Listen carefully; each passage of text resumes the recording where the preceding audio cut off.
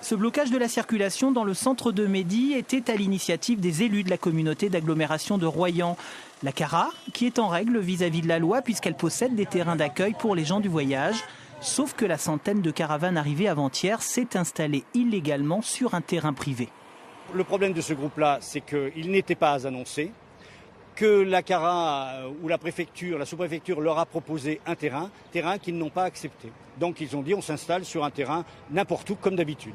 Le blocage avait davantage vocation à interpeller les autorités pour qu'ils ordonnent l'évacuation du site. Mais en milieu de matinée, aucun échange n'avait pu se faire avec la préfecture. Normalement, on ne bouge pas. Normalement, on bouge pas, on attend. Un peu plus tard, c'est au rond-point de l'entrée de la ville que les élus sont allés arrêter la circulation. Un blocage sous le contrôle des forces de l'ordre qui a été à l'origine de gros bouchons durant plusieurs minutes.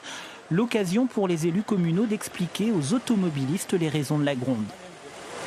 Restez là. Vous savez pourquoi on amène une caisse ?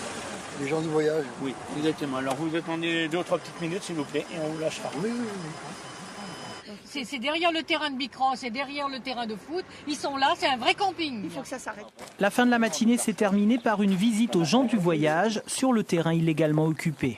Si vous n'aurez pas fait le forcing avec les propriétaires du terrain, ils nous auraient accueillis, ils n'auraient rien dit. Et ça, vous le savez très bien. Parce qu'on est au courant aussi, on a appelé, on a demandé, on s'est renseigné de droite, de gauche. Écoutez, on n'est pas fous non plus. Si vous n'auriez pas fait le forcing, on aurait parti dimanche et puis il n'y aurait rien eu. Puis ça aurait été terminé. Échange direct et franc, mais nous n'avons constaté aucun débordement.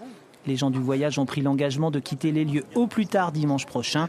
Côté circulation, elle a repris normalement sur les coups de midi.